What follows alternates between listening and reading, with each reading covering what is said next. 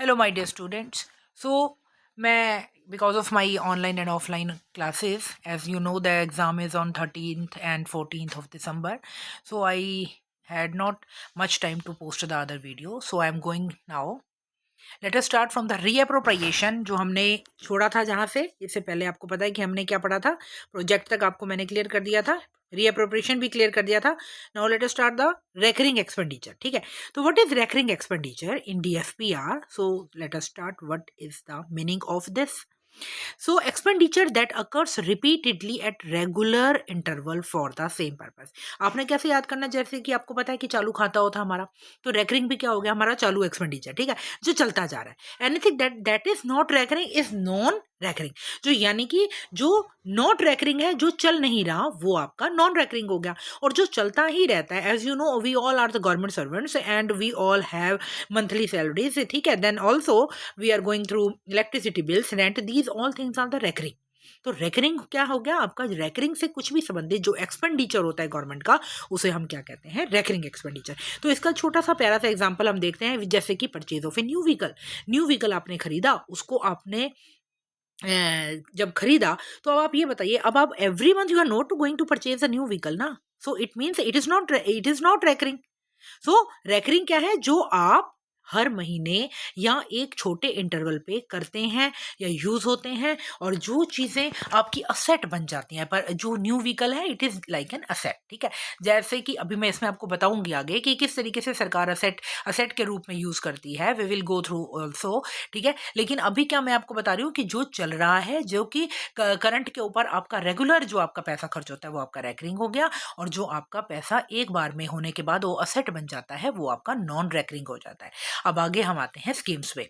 बड़े ध्यान से समझिए, क्योंकि अगर आप ध्यान से समझोगे और उसके बाद आपको मैं एमसीक्यू दूंगी, तो एमसीक्यू का आपको उतना ही फायदा होगा जितना डिटेल्ड इसका वर्जन आपके मन में बैठा होगा। मैं आपको बार बार कह रही हूँ, रटने से मार्क्स नहीं आते, समझने से मार्क्स आते हैं। और समझा हुआ रट भी जाता है, लेकिन रटा हुआ नहीं समझते। तो चलिए, स्कीम कहते हैं programmes through which government department spend money.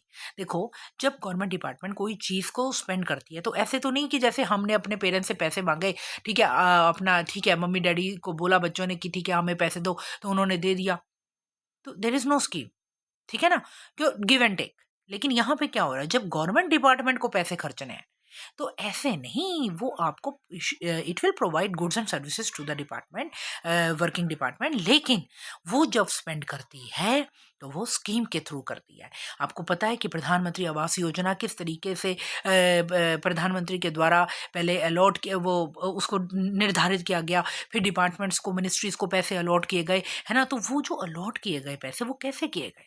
तो आप जानिए, उस चीज़ को यूज़ करने के लिए डीएफपीआर ये कहती है कि उसे स्कीम्स के अंडर अलॉटमेंट मिलती है। Mid day meal scheme, Ayushman Bharat, these are the government schemes. तो government schemes are going on just because of the that money which is being spent under that scheme. तो पर्टिकुलर स्कीम होती है, scheme के through पैसा जाता है, government department उसको सब तक पहुंचाता है, जहां तक वो जो फैसिलिटी है उसको पहुंचाया जा सके, but under a proper scheme with mentioned name. ठीक है, अगला रूल क्या कहता है? General condition on powers to sanction expenditure. देखिए, जब सरकार एक्सपेंडिचर को सैंक्शन करती है, तो उसमें आपको जनरल कंडीशंस भी तो होंगी ना।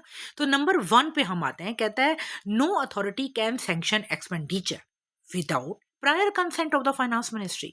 फाइनेंस मिनिस्ट्री की प्रायर कंसेंट के बिना कोई भी अथॉरिटी आपकी एक्सपेंडिचर को सैंक्शन नहीं कर सकती। तो यहाँ से आपका बड़ा प्यारा एक चीज शुरू होती है कि डीएफपीआर में जो हायर अथॉरिटी है, जो हायर कंसेंट है, जो चीज़ों को सैंक्शन करवाती है, वो क्या नाम है उसका? तो हम बोलेंगे उसका नाम है finance ministry. No authority can sanction expenditure without prior consent of the finance ministry if the expenditure introduces. तो रूल 1 क्या कहता है कि एक्सपेंडिचर इंट्रोड्यूस करता है ए न्यू प्रिंसिपल, एक नया प्रिंसिपल या नई प्रैक्टिस दैट में इंक्रीज फ्यूचर एक्सपेंडिचर। अब बड़े ढंग से समझिए कि वो ये कह रहा है कि फाइनेंस मिनिस्ट्री की कंसेंट तक हमें क्यों पहुंचना पड़ता है। तो माय डियर स्टूडेंट्स कि आपको फाइनेंस मिनिस्ट्री की कंसेंट में तब पहुंचना पड़ता है जब आपके गवर्नमेंट डिपार्टमेंट में कोई नया प्रिंसिपल या कोई ऐसी नई प्रैक्टिस शुरू होने वाली है दैट में इंक्रीज द फ्यूचर एक्सपेंडिचर, जो आगे आने वाले टाइम में उसका एक्सपेंडिचर बढ़ता जाएगा, उसको वहन करना पड़ेगा उसका आगे आने वाला एक्सपेंडिचर। ऐसी स्थिति में सबसे पहले फाइनेंस मिनिस्ट्री की प्रायर कंसेंट एक अथॉरिटी को लेनी पड़ती है। तो इजी एक्सप्लेनेशन हम क्या पढ़ेंगे कि if an authority wants to start something new that might increase government spending in future, जो मैंने आपको बताया, so they must first get approval from the finance ministry. They can not sanction such expenditure on their own. बिना finance ministry के approval के बिना ऐसा खर्चा, आपको याद क्या करना है, ऐसा खर्चा या ऐसा प्रिंसिपल, ऐसी प्रैक्टिस जो आपके फ्यूचर एक्सपेंडिचर को इंक्रीज करती है, तो बिना फाइनेंस मिनिस्ट्री की कंसेंट के वो डिपार्टमेंट उसे सैंक्शन नहीं कर सकता ऑन देयर ओन, अपने लेवल के ऊपर। तो प्रश्न क्या आ सकता है कि क्या रूल है जब एक नई प्रैक्टिस या एक ऐसा कुछ होने जा रहा है जिसमें फ्यूचर एक्सपेंडिचर इंक्रीज होगा, तो अथॉरिटी की क्या उसमें शक्तियां हैं? तो अथॉरिटी की कोई शक्तियां नहीं है। ऐसे कार्य के लिए हमें फाइनेंस मिनिस्ट्री की प्रायर कंसेंट चाहिए ही। चलिए चलते हैं एग्जाम्पल की तरफ कि एग्जाम्पल कहता है न्यू अलाउंस। देखो, if a department wants to introduce a new allowance for employees को नया अलाउंस देना है, ठीक है। अब ये क्या है? This is a new practice that will cause repeated expenditure every year. Definitely a new allowance means every year the allowance will be given to the employees, even also उसको बढ़ा के भी देना पड़ता है कई बार, ठीक है। तो ऐसी स्थिति में इट इज जस्ट सपोज, ठीक है। तो ऐसी स्थिति में क्या होगा? Department must get approval, prior approval from the finance ministry, क्योंकि हमने क्या बोला, वो नया अलाउंस है। तो नई चीज को जैसे ही आप देखोगे कि नई चीज होने जा रही है, ऐसी स्थिति में हम कहां पहुंच जाएंगे? सबसे पहले भागते भागते अप्रूवल लेने के लिए फाइनेंस मिनिस्ट्री में। Number 2, new type of equipment with annual maintenance. अब डिपार्टमेंट ने डिसाइड किया कि मैं नया टाइप ऑफ मशीन लेना चाहता हूं, अब मुझे खरीदनी है सर, और उसका एनुअल मेंटेनेंस भी चाहिए, उसकी एएमसी भी होगी हर साल। तो अब मुझे आप ये बताओ मैं क्या करूंगा? तो ये एक एग्जाम्पल के रूप में भी आपको वहां पे पेपर में दे सकते हैं। तो ऐसी स्थिति में ये नई रिक्वायरमेंट जिसकी एएमसी के लिए आगे आगे मेरे को खर्चा करना पड़ेगा, रेकरिंग, समझ गए, recurring expense, so they can not approve the purchase without the finance ministry consent. जाइए पहले फाइनेंस मिनिस्ट्री से सैंक्शन करवा कर आइए। Third, creating a new category of staff if a department wants to introduce a new post और new grade और structure. यानी कि अब आपको पता है कि नई पोस्ट क्रिएट करने जा रहा है। अब नई पोस्ट क्रिएट करने का मतलब उस आदमी को हर बारी आपको पैसे देने हैं, फ्यूचर सैलरी एक्सपेंडिचर होगा। कहां जाऊंगा मैं? फाइनेंस मिनिस्ट्री की प्रायर अप्रूवल के लिए भाग जाऊंगा मैं कि प्लीज मुझे दीजिए, ये नई पोस्ट क्रिएट होगी, और उस नई पोस्ट या नए ग्रेड स्ट्रक्चर को क्रिएट करने के लिए जो मुझे हर साल पैसा चाहिए, और सैलरी किसमें आती है आपको पता है? रेकरिंग एक्सपेंडिचर में। उस रेकरिंग एक्सपेंडिचर को पूरा करने के लिए मेरे को सिग्नेचर किसके चाहिए? फाइनेंस मिनिस्ट्री की अप्रूवल के लिए, ठीक है। अगला कहता है subordinate authority must follow general और special order issued by the, अभी नंबर 2 पे, ठीक है, कि subordinate authority must follow general और स्पेशल ऑर्डर। देखो, जब ना मैं आपको कंडक्ट रूल पढ़ाऊंगी उसमें आपका मतलब ये, उसमें आपको दिखेगा कि जनरल स्पेशल ऑर्डर में कैसे किया जाता है। I will also explain everything to you, ठीक है, so that everything must be clear in your mind. Subordinate authority must follow general और special order issued by the authority that delegated और redelegated the power. अब इसको आसान तरीके से अगर आप पढ़ते हो, कहता है if a higher authority gives financial powers to lower authority. Lower authority को क्या कहते हैं? सबऑर्डिनेट अथॉरिटी, ठीक है। हायर अथॉरिटी ने सबऑर्डिनेट अथॉरिटी को फाइनेंशियल पावर दी, ठीक है। तो the lower authority must follow all instructions, all conditions, all restrictions set by the higher authority. कैसे? अब इसको और क्लियर करते हैं कि एक बड़ा बंदा छोटे बंदे को कुछ अधिकार देने जा रहा है, कुछ इंस्ट्रक्शन देने जा रहा है, तो छोटे वाले जो एम्प्लॉय की, छोटे वाले ऑफिशियल की क्या है, वो कर्तव्य निष्ठा क्या है कि वो जो बड़े सर ने उसको इंस्ट्रक्शन दी है, definitely it should be followed. Conduct rule अगर आपने अब तक मेरे से पहले पढ़ा है या नहीं पढ़ा, आई डोंट नो, लेकिन आप जानते हैं कि उसमें कौन सा rule, remember in your mind कि कौन सा रूल ये कहता है कि हायर अथॉरिटी की हर बात को, हर इंस्ट्रक्शन को मुझे मानना है, but every instruction must be in writing, not in oral, and it is the it is the duty of the higher authority that it must be in writing. But if higher authority is not able to give in writing, sometimes क्या होता है कि वो writing में नहीं दे पाता उसको, कई बार ऐसी चीज़ होती है कि इमीडिएट लेवल पे करनी पड़ती है, तो राइटिंग में उसको बाद में दिया जाता है। तो प्लीज़ मुझे मैसेज करके ये बताना कि वो कौन सा रूल है जिसमें हायर अथॉरिटी के इंस्ट्रक्शन को रिटर्न में देना पड़ता है। It is regarding conduct rule में मैं देखूंगी आपको किसको किसको याद है, ठीक है। चलिए, और उसके बाद अगर हायर अथॉरिटी वो काम नहीं करता तो फिर वो लोअर अथॉरिटी खुद उसको रिटर्न करवाने जाती है, क्योंकि nothing can be in verbal, ठीक है। ऐसी इंस्ट्रक्शन नहीं होती है जो कि आप ओरली फॉलो करें। तो वो ये कह रहा है कि जो भी इंस्ट्रक्शन आपको दी गई है लोअर अथॉरिटी को, वो उसको पूरा करता है सबऑर्डिनेट अथॉरिटी। सबऑर्डिनेट अथॉरिटी कौन सी है? Lower authority. एग्जांपल की बात करते हैं कि spending limit set by higher authority. देखो, जैसे एक डायरेक्टर है, is given power to sanction expenditure up to 5 lakh. 5 lakh की सैंक्शन डायरेक्टर ने दी। If the ministry issues a special order, अगर मिनिस्ट्री इशू करती है एक special order saying out of the 5 lakh limit only 2 lakh can be used for office furniture। Expenditure की sanctioning जो थी अथॉरिटी डायरेक्टर को जो पावर मिली थी वो थी 5 लाख, लेकिन मिनिस्ट्री ने ये ऑर्डर स्पेशल एक इशू किया कि 5 लाख में से 2 लाख जो है ना वो तो भैया ऑफिस फर्नीचर पे ही लगना चाहिए। तो अब क्या करेगा director? because director is working as the subordinate authority, so and ministry is working as the higher authority। higher authority के इंस्ट्रक्शन को डायरेक्टर को फॉलो करना पड़ेगा और वो करेगा मस्ट फॉलो दैट कंडीशन। अब नंबर सेकंड देखो, एडिशनल डॉक्यूमेंटेशन रिक्वायरमेंट्स। देखो, if a ministry says no expenditure above 1 lakh can be approved without a cost estimate, यानी अगर 1 लाख से ऊपर का एक्सपेंडिचर है तो भैया आपको कॉस्ट एस्टीमेट को बिना दिए मैं अप्रूवल नहीं कराऊंगा। यानी कि मुझे कॉस्ट एस्टीमेट बताओ कितना एस्टीमेट है, वो मुझे प्रॉपर चाहिए।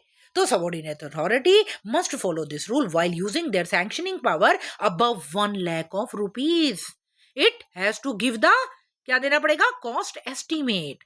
Restriction on certain items. देखो, if the delegating authority issues is circular से no department may purchase vehicle without prior, ठीक है। अब कोई भी अगर कोई किसी की हायर अथॉरिटी कहती है कि किसी भी अथॉरिटी के अंडर अगर ये पावर है कि वो परचेज करने जा रही है व्हीकल, लेकिन मैं ये फॉलो करने को कहता हूं कि डिपार्टमेंट जो है वो may purchase vehicle without prior approval नहीं करेगा, तो ठीक है भाई। सबऑर्डिनेट कहता है कि मैं अपनी फाइनेंशियल पावर्स में, चाहे है उसके पास, मैं आपको यही बता रही हूं, even if the subordinate authority has financial powers they must follow this restriction कि no department may purchase vehicle without prior approval. Okay, number 6 पे आता है residuary financial powers.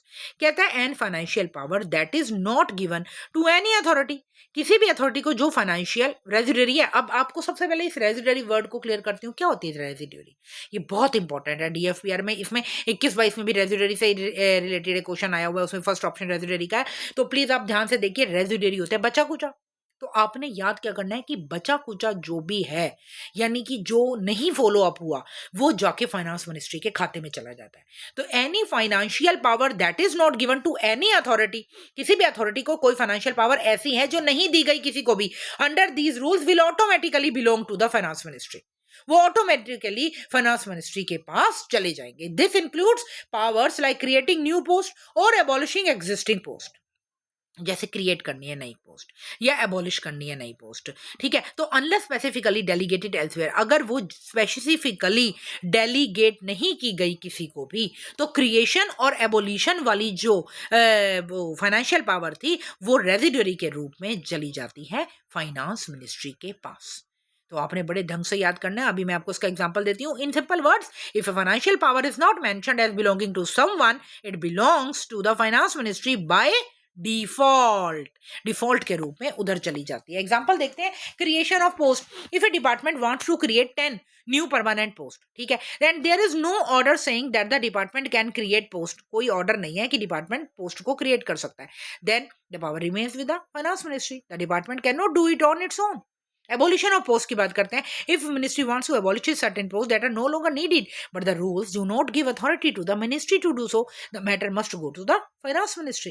Then unspecified type of expenditure. Suppose a department wants to spend money on a new activity and but this type of expenditure is not mentioned anywhere in the delegation rule. तो delegation का मतलब क्या है? Main delegation का मतलब क्या है कि किसी को सुपुर्द कर रहे हैं हम वो चीज, ठीक है ना. वो delegation rule में वो चीज है ही नहीं न्यू एक्टिविटी की स्पेंड मनी का. तो वो क्या होगा? Since the rule is silent, the power automatically rests with the finance ministry. Then new financial procedure. If a department wants to start a financial practice not covered under any delegated power, अगर वो एक financial practice start करना चाहता है और delegated power के under नहीं है वो, for example new mode of payment और the new reporting format, they must obtain approval from the finance ministry because such power fall under residuary power. तो जो भी ऐसी हैं आपके सामने आता है कि डिपार्टमेंट में डेलीगेटेड नहीं है, जो डिपार्टमेंट में डेलीगेटेड ना होने के बाद, ना होने के कारण वो कहाँ चली जाती हैं? आपके फाइनेंस मिनिस्ट्री के पास. तो अगर हम यहाँ से ध्यान से पढ़ें, इस सब को हम किस तरीके से पढ़ सकते हैं? Every expenditure needs both sanction and appropriation. कोई भी एक्सपेंड, बड़े अब ध्यान से आप इस टेबल को पढ़ना, कोई भी एक्सपेंडिचर जो होता है ना, एवरी, हर प्रकार का एक्सपेंडिचर, देखो पहले उसको सैंक्शन चाहिए होती है और अप्रोप्रिएशन. अब आप कहोगे सैंक्शन और अप्रोप्रिएशन में क्या फर्क है? सैंक्शन हो गया यानी कि आपने परमिशन, ठीक है, permission means sanction. And appropriation क्या है? अप्रोप्रिएशन क्या है? आपके पास पैसा तो होना चाहिए ना, ठीक है. हमने अब देखिए पेरेंट्स को बच्चों ने ये बोला कि बच्चे ने बोला कि मुझे नई साइकिल चाहिए, पेरेंट्स ने परमिशन दे दी, that means the cycle is sanction, cycle order is sanction. But अगर पेरेंट्स के पास पैसे ही नहीं है तो how will it go to the it goes to that child? How? Without appropriation means nothing can be happen. अगर money ही नहीं है तो वो साइकिल कैसे आएगी? तो आपका मतलब यह है कि सैंक्शन हो जाएगी. बड़े ध्यान से समझना, क्योंकि जो मैं ये लाइन बोल रही हूं इस लाइन के आगे आने वाले स्टेप्स रिलेटेड है. अबे आप सबसे पहले आपने क्या ली? परमिशन ले ली, लेकिन आपके पास पैसा होना चाहिए, बजट मनी एलोकेटेड गवर्नमेंट के पास, ठीक है. जैसे ही बजट मनी अलॉट हो गई तो आपके पास क्या आ गई? अप्रोप्रिएशन. तो मेरे पास दोनों चीजों का जब पूर्ण रूप से साथ होता है तब मैं एक्सपेंडिचर कर सकता हूं. And without both spending is not allowed. तो प्रैक्टिकल एग्जांपल देखो, ministry get sanction to buy the office furniture worth 5 lakh but money is not allotted in the budget, they can not buy until the budget provide. वही बात आ गई, 5 लाख रुपए का sanction तो हुई पड़ी है लेकिन मेरे पास तो पैसा है नहीं. तो वो जो सैंक्शन हुआ पड़ा ना उसका क्या होगा? तो भैया उसका सैंक्शन पड़ा रहेगा. कैसे पड़ा रहेगा? चलिए आगे बढ़ते हैं. Expenditure can be incurred only when funds are available. अभी अभी हमने बात की, इफ सैंक्शन तो अप्रूव हो गई, परमिशन तो मिल गई, no spending until funds reach the department. जब तक डिपार्टमेंट के पास पैसा ही नहीं पहुंचेगा तब तक आपकी सैंक्शन जो हुई पड़ी है उसको पूर्ण रूप नहीं मिलेगा. तो sanction to repair a building is given in the December में बिल्डिंग को रिपेयर करने की परमिशन मिल गई थी कि जाओ सैंक्शनिंग हो गई. बट बजट फंड्स कम इन फरवरी. अब क्या होगा? फरवरी में बजट के फंड आए तो कब? वो दिसंबर में जाके होगा विदाउट पैसा नहीं.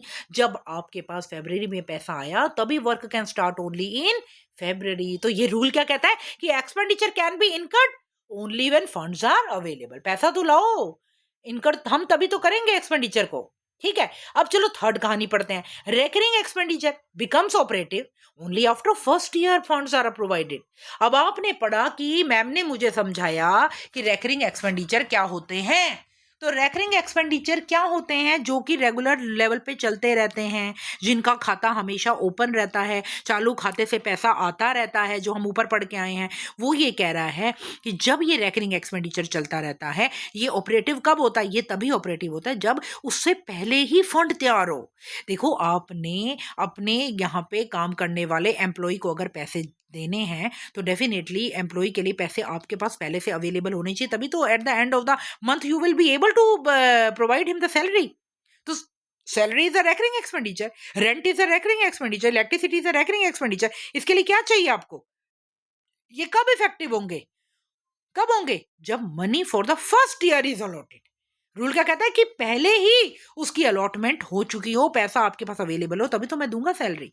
For expenditures that repeat every year the sanction becomes effective only when money for the first year is allotted. Government sanctions opening a new training centre. अब नया ट्रेनिंग सेंटर उसने खोलना है, ठीक है. रेकरिंग कॉस्ट एवरी ईयर, आपको पता है ISTM में हम लोग जाते हैं और वहां पर हमारी ट्रेनिंग होती है. तो क्या ट्रेनिंग में क्या होता है?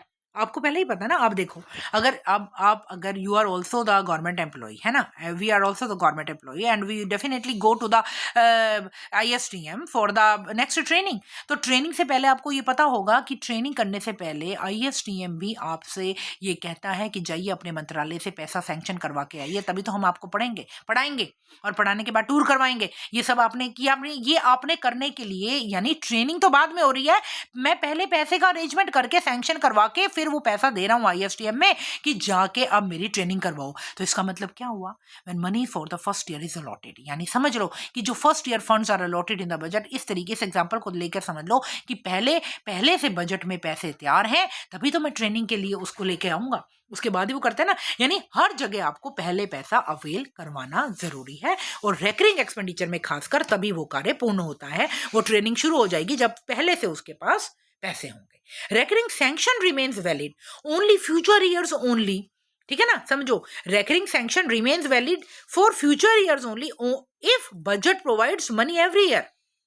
इसका क्या मतलब है, कहता है if the sanction is permanent, अगर तो सैंक्शन परमानेंट है, the government must allot funds each year to continue spending. अब आपको पता है कि वो सैंक्शन चेंज हो ही नहीं सकती, सैंक्शन तो होगी हमेशा के लिए पक्की, लेकिन गवर्नमेंट मस्ट अलॉट फंड्स। तो ऐसी स्थिति में जब उसे पता है कि मुझे रेकरिंग सैंक्शन मिल गई है और रिमेन्स वैलिड है, मतलब फॉर फ्यूचर ईयर के लिए पक्की हो गई है, तो बजट जो है ना वो हर साल उसमें डालना कंटिन्यू स्पेंडिंग के लिए चलता ही रहना चाहिए। Staff salary for new office are sanction, अब नया ऑफिस का स्ट्रक्चर हो गया कंप्लीट कंस्ट्रक्शन, अब स्टाफ की सैलरी है, every year money must be provided in the annual budget. क्यों, वो स्टाफ की सैलरी देनी है मुझे, तो नए ऑफिस के लिए हमेशा के लिए उसमें एनुअल बजट डाला जाएगा। If 1 year no funds are provided, how can the salaries will go to the staff of the अपना नया ऑफिस, बताइए। It can happen only because every year funds will be allocated. उसके बाद कहता है contingency fund में be used when urgent. अब आपको ये पता होना चाहिए कंटिजेंसी फंड क्या होता है, तो प्लीज याद रख लो, कंटिजेंसी को किसके साथ याद करेंगे, इमरजेंसी। तो इमरजेंसी और कंटिजेंसी, तो कंटिजेंसी क्या कहता है कि ऐसा फंड हूं भैया मैं जो इमरजेंसी में ही आता हूं, वो कहता है जब अर्जेंट होता है तो कंटिजेंसी फंड को हम यूज करते हैं। If the expenditure is urgent and appropriation is not yet available, appropriation urgent है, एक्सपेंडिचर अर्जेंट है, अचानक कोई दुविधा आ गई है, हमें पैसा चाहिए, appropriation is not yet available, appropriation तो नहीं हुई अवेलेबल, तो गवर्नमेंट में start spending using the contingency fund. अब वो इमरजेंसी फंड की तरफ जाएगी और उसे यूज करेगी, but later it must adjusted in the budget, लेकिन बाद में वो बजट में एडजस्ट होनी चाहिए कि वो पूरक हम उसका पूर्ण कर दें कि जो हमने खाया वो दे दो। तो सडन फ्लड ऑफ रिलीफ हो गया, नो बजट अवेलेबल, गवर्नमेंट ने ड्रॉ की money from the contingency fund to start relief immediately, और उसके बाद क्या हुआ, later adjust in the supplementary budget, वो बाद में सप्लीमेंट्री बजट में उसको एडजस्ट कर देता है। तो मैं हर चीज आपको क्लियर करूंगी, सप्लीमेंट्री बजट के ऊपर भी हम बात करेंगे। अभी हम समझ लेते हैं, देखो कि sanction is equal to permission, appropriation is equal to money allotted, you need both to spend, recurring expenses start only, recurring expensive कब होता है, जब फर्स्ट ईयर फंड्स आपके पास आ जाते हैं, अर्जेंट केस होता है तो जाके आप कंटिजेंसी फंड को यूज करते हो, इमरजेंसी फंड से आपने यूज किया तो बाद में सप्लीमेंट्री बजट से उसको पूर्ण कर देते हो, यानी जितना निकाला उसे वापस भी तो देना है ना उसमें, ताकि सरकार का काम सही ढंग से चलता रहे। ए ग्रांट और एप्रोप्रिएशन इज डिवाइडेड, अभी हम बात कर रहे हैं प्राइमरी यूनिट ऑफ एप्रोप्रिएशन। अब बड़े ध्यान से समझना कि देखिए कि प्राइमरी यूनिट ऑफ एप्रोप्रिएशन यानी कि जो आपको पैसा मिल रहा है वो किस प्रकार से मेंटेन किया जाता है प्राइमरी यूनिट्स में, वो मैं आपको बड़े सही तरीके से समझा रही हूँ डिटेल्ड एक्सप्लेनेशन के साथ, कि एक ग्रांट और appropriation is divided into standard object heads and each object head is a primary unit of appropriation।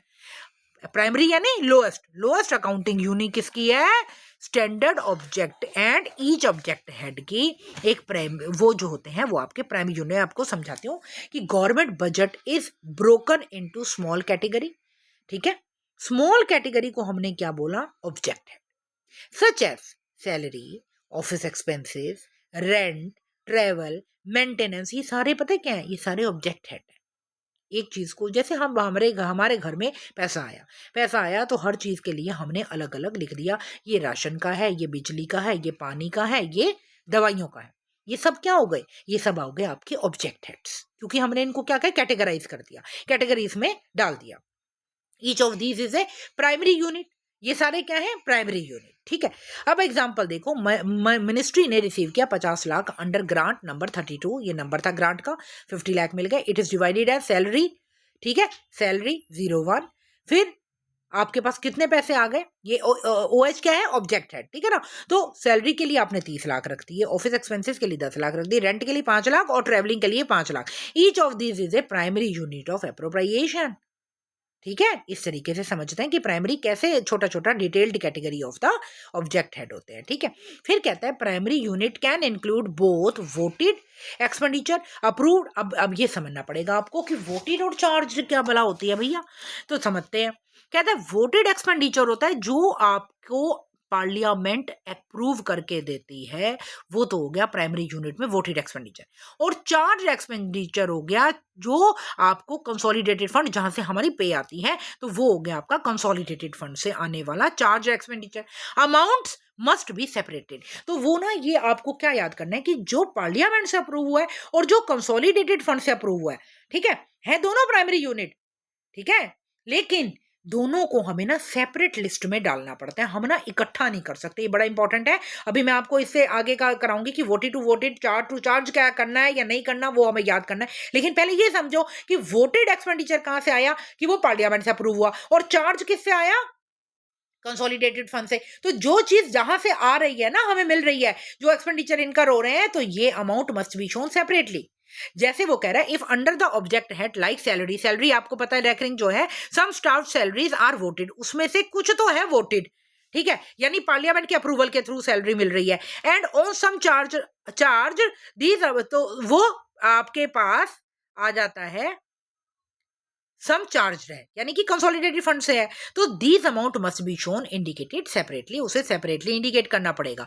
अब आप देखो कि यहां पर under object head salary, voted salary यानी कि 25 लाख रुपए है, चार्ज सैलरी, अब चार्ज सैलरी आप आ जाओ यहाँ पे कंसोलिडेटेड फंड से जो मिली, वो हाई कोर्ट ऑफ, वो जैसे हाई कोर्ट ऑफ जज, हाई कोर्ट होता है जज का, सॉरी जज होता है जो हाई कोर्ट का, वो 5 लाख रुपए ले रहा है, वो चार्ज है, वो कंसोलिडेटेड फंड से ले रहा है। ठीक है, 25 लाख रुपए की जो सैलरी है वो आ रही है आपके वोटेड से, वोटेड का मतलब हो गया वो वहां से अप्रूव हुई थी पार्लियामेंट से। तो आप क्या करोगे, टोटल जो 30 लाख है, टोटल हो गया ना 30, 25 और 5 30, लेकिन है टोटल तो आपने लिख दिया, लेकिन उसको सेपरेटली इसलिए शोन करना है क्योंकि मुझे वोटेड और चार्ज्ड का घर अलग अलग दिखाना है। समझ आ गई। List of standard object head will be issued by the finance ministry. अब ये याद कर लो कि जो स्टैंडर्ड ऑब्जेक्ट हेड्स होते हैं उसकी जो लिस्ट होती है उसको कौन इशू करता है, याद कर लेना, स्टैंडर्ड ऑब्जेक्ट हेड की लिस्ट को कौन इशू करता है, फाइनेंस मिनिस्ट्री।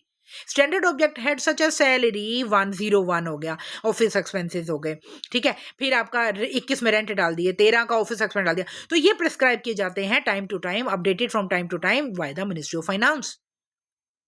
ठीक है, अब current objective heads list is provided in annexure 1, DFPR के एनेक्चर 1 में ऑब्जेक्ट हेड के जो नंबर हैं वो उन्होंने डाले हुए हैं जो फाइनेंस मिनिस्ट्री ने बताए हुए हैं। फॉर एग्जांपल 01 जो है वो सैलरी का है, 02 जो है वो मेडिकल का है, और 27 जो है आपका वर्क्स का है। ये कहां पे है, ये आपके डीएफपीआर के एनेक्चर 1 में है। अब आता है finance ministry has power to add, remove और change primary unit of appropriation any time. इसका क्या मतलब है, आपके पास फुल पावर है, किसके पास, फाइनेंस मिनिस्ट्री के पास, कि वो ऐड भी कर सकती है, रिमूव भी कर सकती है या चेंज भी कर सकती है प्राइमरी यूनिट ऑफ एप्रोप्रिएशन, क्योंकि वही तो दे रही है लिस्ट। कह रहा है कि if government introduce a new expenditure type, ठीक है, तो जैसे कि डिजिटल सर्विस, तो फाइनेंस मिनिस्ट्री में create a new object head for it. तो डिजिटल सर्विस को नया ऑब्जेक्ट हेड कौन देगी, मिनिस्ट्री, क्योंकि हमने क्या बोला वो ऐड भी कर सकती है। फाइनेंस मिनिस्ट्री में add a new object head 36 cyber security expenses और डिलीट एन ओल्ड वन, पुराने को वो डिलीट कर सकती है if it is no longer needed, तो डिलीट हो गया। तो आपने सिंपली क्या समझा कि primary unit of appropriation is equal to standard object head. अभी मैंने क्या बोला, स्टैंडर्ड ऑब्जेक्ट हेड की लिस्ट कौन देता है, फाइनेंस मिनिस्ट्री। छोटी छोटी बातों को समझ के याद करोगे तो उसके कई क्वेश्चन वहां पे आपको क्लियर हो जाएंगे। द स्मॉलेस्ट अकाउंटिंग यूनिट कौन सा है, प्राइमरी यूनिट, तो आपने इसके एग्जाम्पल पढ़ लिए, these are use for the detailed budget control and expense. तो इसका रोल क्या होता है कि ये डिटेल्ड बजट कंट्रोल के लिए होता है और एक्सपेंडिचर अकाउंटिंग के लिए होता है। They may include both voted and charged, लेकिन हमने क्या याद किया, वोटेड और चार्ज को अलग अलग अलग शो करना जरूरी है, क्योंकि वोटेड आता है पार्लियामेंट से और चार्ज आता है कंसोलिडेटेड फंड से। फाइनेंस मिनिस्ट्री क्या कर सकती है, उसको चेंज कर सकती है, रिमूव कर सकती है, एडिशन कर सकते हैं इन यूनिट को कहीं भी। आगे आते हैं numeric codification for detailed demand of grants. ये बहुत इंपॉर्टेंट है, आप कैसे याद करोगे? तो चलिए मैं ही याद करवा देती हूँ कि दिस रूल में देखो हाउ बजट इज कोडेड। तो कोडेड कैसे किया जाता है, बड़े ध्यान से समझना। देखो इसमें सबसे पहले है मेजर हेड। मेजर हेड जो है आपका, मेजर हेड आपका किस तरीके से लिया जाएगा कि देखो 4 डिजिट आपको याद क्या करना है, मेजर हेड में है 4 डिजिट, सब मेजर हेड में 2 डिजिट, माइनर में 3, सब में 3, सब हेड में देखो मेजर हेड के नीचे सब मेजर हेड, 2 खत्म। माइनर हेड आया उसके बाद 3rd नंबर पे, माइनर हेड के नीचे आया सब हेड, ठीक है, फिर से 2 खत्म। और उसके बाद सब हेड के बाद आपका आता है डिटेल्ड हेड, और डिटेल्ड हेड के बाद आता है ऑब्जेक्ट हेड। तो मेजर में होते हैं 4 डिजिट, सब मेजर में फिर 2, माइनर की बारी आती है 3 पे 3 आ जाते हैं 3 डिजिट, 4 में सब हेड है तो 2 डिजिट, डिटेल्ड ऑब्जेक्ट यानी सब डिटेल्ड और ऑब्जेक्ट इन तीनों में 2-2 डिजिट होते हैं। ये अब देखो मेजर किस लिए होता है, function of the government activity. कोई भी एक्टिविटी हो रही है उसका फंक्शन का जो हेड होता है उसे मेजर कहते हैं, ठीक है। सब फंक्शन होता है नंबर 2 पे, फंक्शन के नीचे सब फंक्शन हो गया। सब फंक्शन के बाद अब देखो, अब समझेंगे इसको आगे, उसके बाद उसमें जो प्रोग्राम चलाने हैं उसको कहते हैं माइनर हेड। प्रोग्रामों में आती हैं स्कीम्स, स्कीम बन गई सब हेड, स्कीम्स के आगे छोटी स्कीम है सब स्कीम, वो होगी डिटेल्ड हेड। उसके नीचे सबसे छोटा ऑब्जेक्ट हेड जिसकी लिस्ट फाइनेंस मिनिस्ट्री देती है, जो मैं आपको ऊपर समझा के आई हूं, वो लास्ट का बंदा है primary unit of appropriation salary rent ओई और फिर एक्सपेंडिचर। ये आ गया आपके ऑब्जेक्ट हेड और इसके भी 2 डिजिट होते हैं। तो शुरुआत करते हैं मेजर हेड से। मेजर हेड का एग्जांपल देख लिया आपने, एजुकेशन है। एजुकेशन के अंदर कौन सा सब मेजर है, एलिमेंट्री एजुकेशन है। उसके बाद क्या है, प्राइमरी एजुकेशन। आपने क्या पढ़ा उसके अंदर के प्रोग्राम, प्रोग्राम बीच में आ गए प्राइमरी एजुकेशन। प्राइमरी एजुकेशन के आगे मेरे को स्कीम बनानी है, स्कीम बन गई समग्र शिक्षा स्कीम, ठीक है। अब मेरे को स्कीम के अंदर सब स्कीम देनी है, सब स्कीम में मुझे टीचरें चाहिए भाई, टीचर की ट्रेनिंग चाहिए, टीचर की ट्रेनिंग के लिए मैंने बना दिया उसकी सब स्कीम। अब ट्रेनिंग टीचर की करवानी है तो पैसे नहीं दूंगा मैं, मुझे सैलरी भी तो चाहिए। सैलरी क्या थी, मेरा वाला लास्ट यूनिट यानी सैलरी। सैलरी जो रेकरिंग एक्सपेंडिचर में आती है वो कहाँ से रिलेटेड है, वो प्राइमरी यूनिट ऑफ एप्रोप्रिएशन से रिलेटेड है। हो गया आपका। तो 4 2 3 2 2 2 ये आपने याद करना है। अब हम एग्जांपल 6 टायर कोड क्या बनाएंगे, सबसे पहले 2202 जिसमें 4 डिजिट है मेजर हेड में, उसके बाद सब मेजर में 01 01 04, थर्ड आ गया माइनर, उसके बाद 03 आपका सब हेड, उसके बाद आ गया डिटेल्ड हेड 02 और ऑब्जेक्ट हेड जो लास्ट प्राइमरी यूनिट है 01। ब्रेक डाउन हमने आपको पहले से समझा दिया जो आप इसमें देख सकते हैं। आगे देखिए यूज ऑफ ऑफिशियल कोड्स। तो इसमें वो ये कहता है कि न्यूमेरिक कोड्स असाइंड बाय, ये न्यूमेरिक कोड कौन असाइन करता है हमें, assigned by Controller General of Accounts CGA must be used for major head, sub major, minor, subhead and detailed. Departments can not make their own codes, department अपना code नहीं बना सकते। They must use the standard code issued by CGA. अपना code नहीं बनता, याद रखना, अपने आप कुछ भी क्रिएट नहीं होता सरकार में। ये कौन कर रहा है, ये इशू कर रहा है controller general of accounts. If Controller General of Accounts and assigns 3451 major head for the Secretariat Economic Services, so the department must use 3451. They cannot use their own number. ठीक है। अब आता है रेवेन्यू वर्सेस कैपिटल एक्सपेंडिचर। क्या है, department must follow definitions given in government accounting rule and GFR. GFR हम करेंगे तो जीएफआर समझाऊंगी। मैं आपको यही कह रही हूँ कि जीएफआर करने से पहले डीएफआर करते हैं, क्योंकि जीएफआर करते करते उसमें करोड़ों बार डीएफपीआर के नंबर नाम आ जाता है। तो डीएफपीआर को पहले समझोगे तभी तो वो उसको उसके साथ असाइन साथ में हम कर सकेंगे कि हाँ ठीक है कि क्या है वो क्या कह रहा है, तो उसको मिला के हम जब हम पढ़ते हैं जीएफआर तो फिर जीएफआर हमारी क्लियर हो जाती है। मैंने आपको समझाने के लिए जानबूझ के ये ऐसे सबसे पहले थोड़े से ट्रिकी वाले सब्जेक्ट लिए हैं कि ताकि आपको जितना क्लियर हो जाएगा उतना आप फिर हम जब आसान लड़ी पे आएंगे ना तो वो तो वैसे मज़ेदार होते हैं, वो तो सब कहानी है, लेकिन इसमें थोड़ा सा समझ की बात है। लेकिन समझ को भी अगर हम मज़े से समझें तो वो आपको मुश्किल नहीं लगता। तो वो ये कह रहा है कि department must follow definition given in government accounting rule GAR, याद करना GAR में है, and GFR for deciding weather an expenditure is revenue और द कैपिटल। वो रेवेन्यू है या कैपिटल है। तो आप क्या करोगे, रेवेन्यू क्या है, रेवेन्यू है डे टू डे एक्सपेंसेस, ठीक है। और कैपिटल क्या है, कैपिटल एसेट क्रिएटिंग एक्सपेंसेस, जो आपने पैसा लगाया उसके बाद आपके पास असेट बन गई, तो असेट वाला क्रिएट करने वाला होता है कैपिटल, और डे टू डे वाला revenue. Salary of the staff क्या है, जैसे salary of the staff revenue construction और रेवेन्यू और construction of new office building capital. एक बार आपने बिल्डिंग देखो बना दी तो it will become the asset creating expense, ठीक है। और एक बार आपने सैलरी स्टाफ की शुरू कर दी, it will be the revenue day to day. तो ये कौन डिसाइड करता है, रेवेन्यू वर्सेस कैपिटल, ये आपका सीजीए डिसाइड करता है। सुपर इजी आपको समरी बताते हैं कि the budget is coded 6 level, जो आपको हम पढ़ाए फ्रॉम मेजर से ऑब्जेक्टिव तक। All codes must follow the standard list issued by controller and अपना जनरल अकाउंटेंट, ठीक है। उसके बाद अकाउंट्स की तरफ से आपको मिल गया, फिर you must correctly classify expenditure as revenue और कैपिटल, जो कि आपको सीजीए ही बताता है। अब आता है कि why coding is done and how it is decided. अब वो कहते हैं ये कोडिंग भैया क्या बोला है, क्यों बनती क्यों है, ये भी तो बता दो हमें।